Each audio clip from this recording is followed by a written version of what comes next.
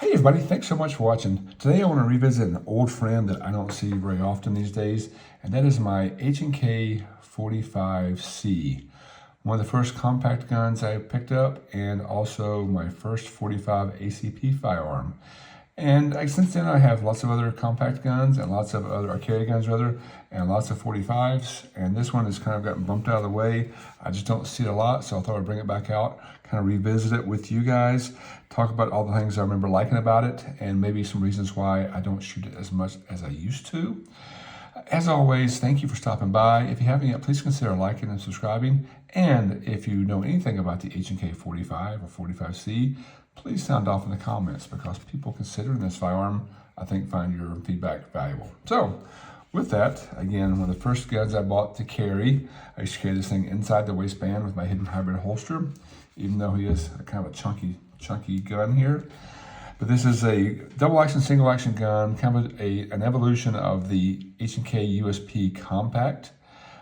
And I think I chose this guy over the compact for some of the ergonomic features we'll look at in just a second. I also didn't have a 45, didn't have a lot of compacts, so this was the absolute best option for a 45 compact.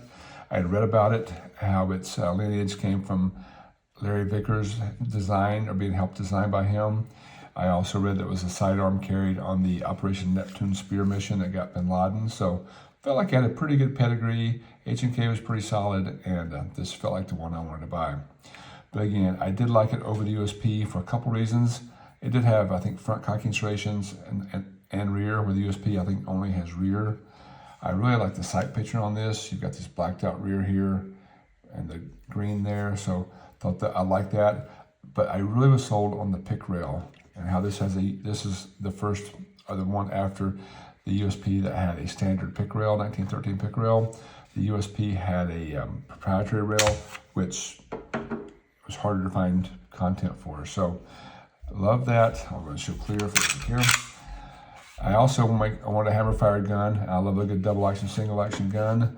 This guy does come with a safety, so you can carry it cocked and locked like this, or you can decock it and have a good double action, single action trigger, which we will look at. Another reason I chose this guy is because of his ambi features. It does have slide stop, slide catch on the left side for righties and the right side for lefties, so it can actuate either way. And it has H&K's always awesome paddle releases for the mag. Works left-handers or right-handers, either way you want to do it. So those are all the things I loved about this gun, as well as the fact that it was more ergonomic. You had solid texturing here in the front. You had this new design H&K had at the time on the sides. But more importantly, you had an interchangeable back strap, so you could interchange this for the size that fits your hands the best and gives you the best trigger placement.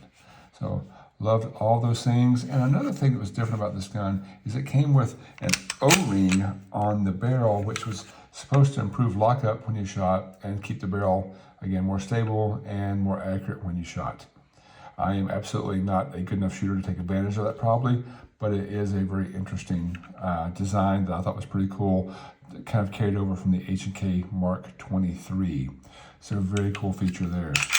Again, this is a duty weapon with a great big trigger guard here that works perfectly for gloved fingers. Lots of room in there. Again, design is fantastic. You can get a good purchase on the firearm. Even without the magazine, I can get all 3 fingers on there. You do have texturing up front if that matters to you. Again, I like the double undercut here, kind of. And again, looking at the trigger, it is H&K's double action, single action trigger. So your first pull, you can watch my finger turn red when I try to pull this, is a very heavy pull, which is your best safety. It's a big heavy pull there. So you're probably hitting more than 10 pounds on that double action pull there. So very heavy. And then the reset is pretty standard H&K. Nothing to write home about, but nothing bad. It's not too long actually. Small bit of take up there, and then you're at the wall. So again with the trigger, there's your reset, small bit of take up, and you're at the wall. So it's pretty much like all my standard H&K duty triggers, and this again is a duty weapon, which was one of the great reasons to have it. I think I talked about the safety, the multifunction lever, but you can carry this gun cocked and locked like such, or you can decock it and have a double action. This does come in different versions. This is probably version 1 for right-handers, probably version 2 for left-handers with that. as well as options for safety only and or decocker only. So different options, as well as probably H&K's LEM trigger system, which is fantastic. So those are some of the things I liked about this gun. It did come with a standard 8-round magazine that looks like this. And you can buy extended mags to get you a couple more rounds. And those look, there's a mag.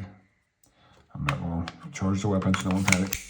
That look like this. So that's kind of the different options you have. Obviously that 10-rounder is not good for concealed carry, but it is good just for some extra rounds if you want that. So this is me kind of, I think this guy's kind of fallen not out of favor with me, but on my rotation, because as a carry gun, I've really started to carry more of the micro 9s now, the SIG 365 as well as the H&K's on CC9. It's just much easier to carry a thin gun, and I get more capacity. I know 45 is better than 9mm because it's undefeated in 2 world wars, but it is much easier to carry those guns inside the waistband. And then since then, I have picked up a full-size USP45 as well as the Mark 23. So I've been spending a lot more time with those and not my H&K 45C here. So I may try to get back out to the range and compare all the different 45s from H&K. So spend some more time with him. And I think I even have a holster coming, an outside the waistband holster to use from time to time when I want to carry this guy. So still love the gun. I think it's a fantastic gun. It's just not a gun that I shoot very often. And I'll try to fix that going forward. Again, thank you so much for watching, and we'll always love to hear your feedback on the H&K 45 series, whether the full-size 45 or the 45C. Thanks again for watching.